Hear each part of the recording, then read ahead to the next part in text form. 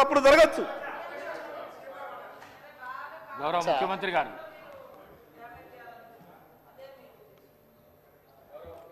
ఆదిలాబాద్ శాసనసభ్యులు పాయల్ శంకర్ గారిని అపోహల సంఘము అబద్ధాలు చెప్పి సభలో మాట్లాడిస్తున్నట్టుగా అనిపిస్తుంది అధ్యక్ష. ఏ అపోహల సంఘము ఏదో ఒక డాక్యుమెంటును సర్క్యులేషన్లో పెట్టిండ్రు. ఈ సర్క్యులేషన్లో చేసిన దాన్ని బట్టే వారు ఒకటి కోట్ చేస్తున్నారు. ఏమని? జనాభా హౌస్ హోల్డ్స్ టోటల్ పాపులేషన్ వచ్చేసి సెన్సెస్ 2011లో 3,50,03,674 ఉంటే ఐహెచ్ఎస్ అంటే వీళ్ళు ఇంటెన్సివ్ హౌస్ హోల్డ్ సర్వే చేసినప్పుడు 3,68,76,544 అని. అంతేనా పాయల్ శంకర్ గారు? మీరు మీరు చెప్పింది ఇదేనా? అది ఏ పేజీలో ఉంది అని అంటే మరి పేజీ నెంబర్ ఇక్కడ లేనట్టుంది. కానీ అట్లనే కొంచెం అట్లా లోపడికో మిత్రమా, ఒక శాంటిటీ మళ్ళీ అడుగుతా. అదే దాంట్లో కొంచెం ముందుకెళ్తే కాస్ట్ వైజ్ పాపులేషన్ అని ఒక పేజీ ఉంటుంది. సీరియల్ నెంబర్ దీంట్లో లేదు కానీ ఒక్కసారి అది 33 పేజ్ నెంబర్ 33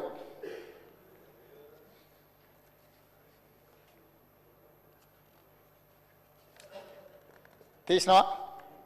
పేజ్ నెంబర్ 33 ఒక్కసారి చదువు మిత్రమా. ఓసీలు ఎంత పర్సెంటేజ్ ఇచ్చిండ్రు?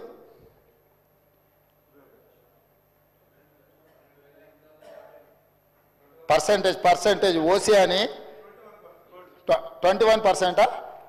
మరి ఇప్పుడు ఏదో ఓసీలది పెరిగింది బీసీలది తగ్గిందనో కదా అధ్యక్ష.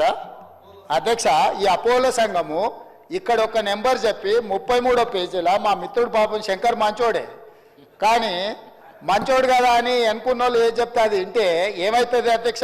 33వ పేజీలో క్యాస్ట్ వైజ్ సెన్సెస్ పాపులేషన్ ఇచ్చిన దాంట్లో బీసీలు వాళ్ళు ఇచ్చిన లెక్క 18,85,61,856. ఇది దీని ప్రకారం 51% బీసీలు అధ్యక్ష. దీని ప్రకారం ఓసీలు 78,12,858 అంటే 21% ఓసీలు అధ్యక్ష. అదేవిధంగా ఎస్సీలు 63,60,158 అధ్యక్ష, 18%. ఎస్టీలు 36,02,888 10% అధ్యక్ష. నేనిప్పుడు మిత్రుడు బీసీ నాయకుడు నేను అడుగుతున్నా అధ్యక్ష, నా లెక్కల ప్రకారము మా ప్రభుత్వం చేసి ఉత్తమ్ కుమార్ రెడ్డి గారు చేసిన లెక్కల ప్రకారము బీసీ జనాభా 56.33% అధ్యక్ష. 2014లో ఇంటెన్సివ్ హౌస్ హోల్డింగ్ సర్వే ప్రకారం బీసీలు 51% అధ్యక్ష. ఈరోజు బీసీలు పెరిగినరా తగ్గినరా అధ్యక్ష? ప్లస్ ఓసీలు వీళ్ళిక్కడ అధ్యక్ష, ఓసీలు వీళ్ళిక్కడ ఏం చూపించిండ్రు అధ్యక్ష? 21% చూపించిండ్రు అధ్యక్ష. కానీ అదే మా ఉత్తమ్ కుమార్ రెడ్డి గారు చేసిన సర్వేలో ఓసీల పర్సెంటేజ్ ఎంత చూపించిండ్రు అధ్యక్ష? లెక్కలన్నీ మీకు డీటెయిల్గా ఒక 1 by 1 మొత్తం చెప్పి నేను డీటెయిల్స్ చెప్పిన కదా అధ్యక్ష. 15% ఏమో ఉత్తమ్ కుమార్ రెడ్డి గారు చెప్పిన దాంట్లో ఓసీల శాతం ఉంటే ఈ అబద్ధాల సంఘం పెట్టిన డాక్యుమెంట్లో 21% ఓసీలు ఉన్నారు అధ్యక్ష. ఈరోజు మా మిత్రుడు 51% బీసీలు వాళ్ళు చూపిస్తే 56.33% ఈ ప్రభుత్వం బీసీల లెక్కలు చూపిస్తే బీసీలు పెరిగింది. వాస్తవ పరిస్థితులను తీసుకొచ్చి సభ ముందు పెట్టి డీటెయిల్గా చెప్పి పెరిగినరు ఈ ప్రకారం ఉన్నది అని మేము చెప్తున్నాం అధ్యక్ష. ఇందులో ఎక్కడ వీళ్ళు ముస్లిం మైనారిటీ లెక్క చూపించలేదు అధ్యక్ష. 4 కేటగిరీలు చూపించారు. ఈ 4 కేటగిరీలల్లా టోటల్ చూపించిన పాపులేషన్ ఇది 100% అధ్యక్ష. దీని వెనకాల మళ్ళీ క్యాస్ట్ బై క్యాస్ట్ వాళ్ళు చూపించారు. ముస్లిం ఎంత ఉన్నారు, వీళ్ళు ఎంత ఉన్నారు అనేది. టోటల్ పాపులేషన్ 21%, 51%, 18%, 10% టోటల్గా లెక్కేస్తే ఇది 100% కాదా అధ్యక్ష? ఎవరిని తప్పుదోవ పట్టిస్తారు? సభను తప్పుదోవ పట్టిస్తే ఎట్లా అధ్యక్ష? రెండవ పాయింట్, ఈ డాక్యుమెంట్కి 10 సంవత్సరాలు ఒకవేళ ఇది అఫీషియల్ డాక్యుమెంటా కాదా అక్కడ ఉన్న మంత్రివర్గంలో పనిచేసిన మంత్రులు చెప్పాలి. పెద్దలు శ్రీనివాస్ యాదవ్ గారు చెప్పినా నాకు అభ్యంతరం లేదు, లేకపోతే ఆ పక్కన హరీష్ రావు గారు, తారక రామారావు గారు ఇది అఫీషియల్ డాక్యుమెంట్ ప్రభుత్వ నివేదిక అని ఒకవేళ వాళ్ళు చెబితే దీని మీద చర్చ చేద్దాం అధ్యక్ష. ఒకవేళ ఇది అఫీషియల్ డాక్యుమెంట్ కాదు, మాకేం సంబంధం లేదని వాళ్ళు చెప్పిండ్రంటే దీని ప్రస్తావనే తీసుకోవాల్సిన అవసరం లేదు అధ్యక్ష.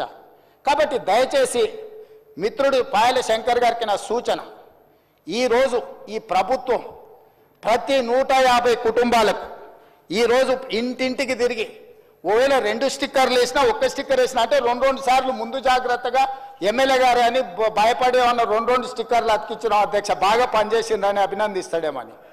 ఈరోజు ఇందులో మేము ఏదైతే చెప్తున్నామో 100% మేము ఇది ఓన్ చేసుకుంటున్నాం అధ్యక్ష, మేము బాధ్యత తీసుకుంటున్నాం. ఈరోజు ఇందులో మేము ప్రకటించే ఈరోజు ఇందులో ఏదైతే మేము సమాచారాన్ని ఇచ్చినామో 100% మా ప్రభుత్వ అధికారులు ఇల్లు తిరిగి పూర్తి స్థాయిలో సమాచార సేకరణ చేసి ఆ సమాచారం ఇచ్చేస్తున్నాం అధ్యక్ష. అదేవిధంగా మిత్రుడు శ్రీనివాస్ యాదవ్ గారు కూడా మాట్లాడేటప్పుడు నేను విన్నా, సరే ఇక దాని మీద పెద్ద చర్చ చేయొద్దు అనుకున్నా, కానీ ఇంత ఎక్స్టెన్సివ్ సమగ్ర కుటుంబ సర్వే చేస్తే మేము చేసిన ఈ ఇల్లు తిరిగి చేసుకొచ్చిన సర్వేల అధ్యక్ష పాల్గొన్న వాళ్ళ గురించి పేర్లు చెప్తా అధ్యక్ష. ఈ సర్వే 50 రోజులు జరిగింది, ఒక్కరోజు కాదు, ఇండ్ల దగ్గర కూడా వెళ్ళారు. కల్వకుంట్ల చంద్రశేఖరరావు గారు ఎమ్మెల్యే గజ్వేల్, కల్వకుంట్ల తారక రామారావు గారు ఎమ్మెల్యే సిరిసిల్ల, పన్నీరు హరీష్ రావు గారు ఎమ్మెల్యే సిద్దిపేట, పద్మారావు గారు MLA Secunderabad, Palla Rajeshwar Reddy MLA Secunderabad, Pochampalli Srinivas Reddy MLC మన అదొకటి. అదేవిధంగా అధ్యక్ష, అదేవిధంగా మా మిత్రుడు పాయల్ శంకర్ గారికి కూడా తెలవాలి, శ్రీమతి డికే అరుణ మహబూబ్ నగర్ ఎంపీ. అధ్యక్ష, వీళ్ళందరూ సర్వేలో పాల్గొనకుండా నేను అడిగిన కొంత మిత్రులను అందులో ఉన్న వాళ్ళని, ఏందా సారు ప్రధాన ప్రతిపక్ష నాయకుడు లేకపోతే వీళ్ళంతా మంత్రులు చేశారు, ఎందుకు సర్వేలో పాల్గొంటలేరంటే, అన్నా నువ్వు ఇచ్చిన సర్వేలో ఇంతకుముందే చెప్పకనే పెద్దలు శ్రీనివాస్ యాదవ్ గారు చెప్పారు ఒక మాట, మీరు ఇన్ని వివరాలు అడిగితే మా సార్ వాళ్ళు ఎట్లిస్తారని. 5వ పేజీలో ఏముంది అధ్యక్ష, మీ భూమి వివరాలు చెప్పండి అని అడిగినాం అధ్యక్ష. ఒక్క దెబ్బకే చంద్రశేఖరరావు గారు, తారక రామారావు గారు, హరీష్ రావు గారు వీళ్ళందరూ ఎవరు సమాచారం ఇవ్వలేరు అధ్యక్ష. ఇప్పుడు మేము ఏమడిగినాం అధ్యక్ష, దీంట్లో అందరూ 3,54,138 మంది సర్వేలో పాల్గొంటే ఇక్కడున్న ఎమ్మెల్యేలు మంత్రులు అందరూ వివరాలు ఇస్తే భూముల వివరాలు అడగంగానే సర్వేలో పాల్గొన్నారా అధ్యక్ష? సర్వేలో పాల్గొన్న వాళ్ళు వెనకాల నుంచి శంకర్ని పాడు చేస్తున్నారు అధ్యక్ష, అబద్ధాలు చెప్పి. శంకర్ మంచోడు అధ్యక్ష, నాకు తెలుసు పర్సనల్గా, కానీ ఆయనను కూడా ఖరాబ్ చేసి ఇంత ముఖ్యమైన ఇంత ఇంపార్టెంట్ మనం చర్చ చేస్తుంటే ఈ తప్పుడు నివేదికలు తీసుకొచ్చి ఈ లెక్కలు మాట్లాడుతున్నారు అధ్యక్ష. నేను ఒకటే మాట చెప్పదలుచుకున్నా, 1931 కాదు అంతకంటే ముందు 1941, 51, 61, 71, 81, 91, 2001, 2011 ప్రతి 10 సంవత్సరాలకు జనాభా లెక్కలు చేసింది అధ్యక్ష. 2014లో నరేంద్ర మోడీ గారు ప్రధానమంత్రి అయిన తర్వాత 2021 జనాభాని ఈ రోజు వరకు లెక్కిస్తలేరు అధ్యక్ష. ఎందుకంటే వాళ్ళకి జనాభా లెక్కించడం, బలహీన వర్గాలకు వాళ్ళ హక్కులు ఇవ్వడం భారతీయ జనతా పార్టీకి ఇష్టం లేదు అధ్యక్ష. ఎందుకంటే భారతీయ జనతా పార్టీ నిజంగానే ఈ దేశ ప్రధానమంత్రి నరేంద్ర మోడీ గారు బలహీన వర్గాలకు ఏదైనా సాయం చేయాలి అనుకుంటే 2021 జనాభా లెక్కలు ఈ రోజు వరకు 2025 సంవత్సరం జనవరిలో ఉన్నాం అధ్యక్ష. 21లో లెక్కించాల్సిన జనాభా స్వతంత్రం రాకంటే ముందు, స్వతంత్రం వచ్చినాక 70 సంవత్సరాలు కంటిన్యూస్గా జరిగిన జనాభా లెక్కలు నరేంద్ర మోడీ గారు ప్రధానమంత్రి అయిన తర్వాత ఎందుకు జనాభాను లెక్కించలేదు? ఎందుకు మా మిత్రులు భారతీయ జనతా పార్టీ వాళ్ళు ఈరోజు నరేంద్ర మోడీ గారు జనాభాను లెక్కించలేదు? దీనికి బాధ్యత ఎవరు? నరేంద్ర మోడీ గారిని జనాభాను లెక్కించమని ఎందుకు అడుగుతలేరు? ఆ జనాభాను లెక్కించమని, లెక్కించే జనాభాలో కులగణన కూడా జరగాలి అని ఈరోజు రాహుల్ గాంధీ నిన్న ప్రధాన ప్రతిపక్ష నాయకుడిగా ప్రధానమంత్రిని డిమాండ్ చేశారు. దానికి సమాధానం లేదు అధ్యక్ష. ఒకటి, వీళ్ళు సమగ్ర కుటుంబ సర్వే అని చెప్పి 10 సంవత్సరాలు చేసుకొని ఒకటే కుటుంబం ఈ డాక్యుమెంట్ దాచిపెట్టుకున్నది అధ్యక్ష త్రిజోరీలా. ఎన్నికలు వచ్చినప్పుడల్లా ఈ కులగణన ఇవన్నీ లెక్కలు పెట్టుకొని దీని ప్రకారం నేను అడుగుతున్న 10 ఏళ్ళు ఇట్లనే అబద్ధాల సంఘం అట్లనే ఇది అఫీషియల్ డాక్యుమెంట్ కాదు, నేను అందుకే చెప్పిన, అందుకే చెప్తున్నా. ఈ రోజు వరకు అధ్యక్ష ఇంతవరకు ఈ డాక్యుమెంట్ బయట గ్రూపులలో సర్క్యులేట్ చేస్తున్నారు.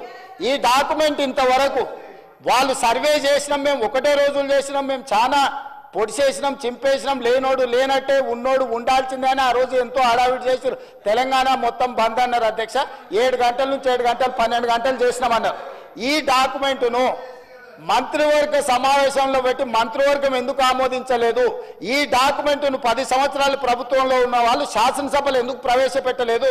ఈ డాక్యుమెంట్కు లీగల్గా ఇదే ఒకవేళ అయితే ఎందుకు ఈ ప్రభుత్వం ఈ నివేదికను బయట పెట్టలేదు అధ్యక్ష?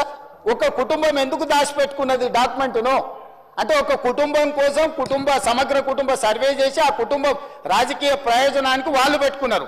ప్రజల కోసం మేము చెయ్యాలని ఈరోజు ఇంటింటికి వెళ్ళి ప్రతి 150 కుటుంబాలను గుర్తించి ప్రతి 150 కుటుంబాలకు ఒక ఎన్యూమరేటర్ను పెట్టి రోజుకు 8 నుంచి 10 కుటుంబాలే ఒక్క రోజులో చేయమనలేదు అధ్యక్ష.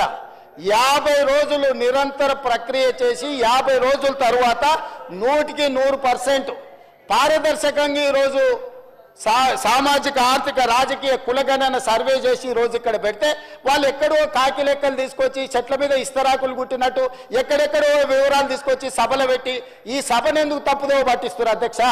2011 జనాభా లెక్కలు తప్ప ఎక్కడ కూడా అధికారిక లెక్కలు లేవు.